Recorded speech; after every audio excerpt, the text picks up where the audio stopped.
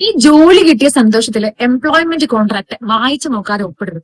അത് ഭാവിയിൽ നിങ്ങളുടെ salary, notice period, bond, termination എന്നിവയെ സാരമായി ബാധിക്കും. ഒരു പ്രൈവറ്റ് കമ്പനി ജോലി ഓഫർ ചെയ്യുന്ന സമയത്ത് അവരുടെ എംപ്ലോയ്മെന്റ് കോൺട്രാക്ട് കൃത്യമായി വായിച്ച് മനസ്സിലാക്കിയിരിക്കണം. നമ്മുടെ റൈറ്റ്സിനെ ബാധിക്കുന്ന എന്തെങ്കിലും കാര്യങ്ങൾ അതിനകത്തുണ്ടോ എന്ന് പരിശോധിക്കണം. ഇങ്ങനെ കോൺട്രാക്റ്റുകൾക്കുള്ളിൽ പതിയിരിക്കുന്ന ചതികളെ നമുക്ക് റെഡ് ഫ്ലാഗ്സ് എന്ന് വിളിക്കാം. എങ്ങനെയാണ് റെഡ് ഫ്ലാഗ്സിനെ തിരിച്ചറിയാൻ പറ്റുക? വായിച്ചു നോക്കണം. നോക്കാം. ഓഫർ ലെറ്ററിൽ പറഞ്ഞിരിക്കുന്ന അതേ സാലറി തന്നെയാണോ കോൺട്രാക്റ്റിലും പറഞ്ഞിട്ടുള്ളത് നോക്കുക. എന്തെങ്കിലും ഹിഡൻ ഡിഡക്ഷൻസ് ഉണ്ടോ എന്ന് പരിശോധിക്കുക. കൃത്യമായ പ്രൊബേഷൻ പീരീഡ് പറഞ്ഞിട്ടുണ്ടോ എന്ന് നോക്കുക. കമ്പനിയുടെ ആവശ്യം അനുസരിച്ച് ഇഷ്ടമനുസരിച്ച് നീട്ടാവുന്ന എന്തെങ്കിലും പ്രൊവിഷൻസ് ഉണ്ടോ എന്ന് നോക്കുക. That's red flag. ഫിക്സഡ് ആയിട്ടുള്ള വർക്കിംഗ് ടൈം പറഞ്ഞിട്ടുണ്ടോ എന്ന് നോക്കുക. ഓവർ ടൈം പെയ്ഡ് ആണോ എന്ന് നോക്കുക. പെയ്ഡ് ആയിരിക്കണം.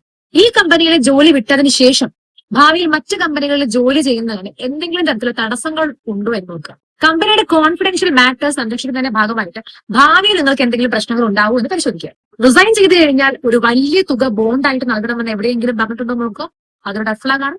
സൈൻ ചെയ്യട്ടെ. ഇതൊക്കെയാണ് സാധാരണ എംപ്ലോയ്മെന്റ് കോൺട്രാക്റ്റിൽ കണ്ടേക്കാവുന്ന റെഡ് ഫ്ലാഗ്സ്. ഇതൊന്നും വായിച്ചു നോക്കാതെ സൈൻ ചെയ്ത് കഴിഞ്ഞാൽ നിങ്ങൾ ഈ കണ്ടീഷൻ എല്ലാം അംഗീകരിച്ചതായിട്ട് കണക്കാക്കുള്ളൂ. ഇമാജിൻ നിങ്ങൾക്ക് വേറൊരു കമ്പനിയിൽ നിന്നും നല്ലൊരു ഓഫർ വന്നിട്ട് ഇവിടുത്തെ ടേംസ് ആൻഡ് കണ്ടീഷൻസ് നിങ്ങൾ സൈൻ ചെയ്ത് കൊടുത്തു പോയത് കൊണ്ട് അത് നഷ്ടമായാലും. അപ്പോൾ വായിച്ചു നോക്കിയിട്ട് മാത്രം സൈൻ ചെയ്തു.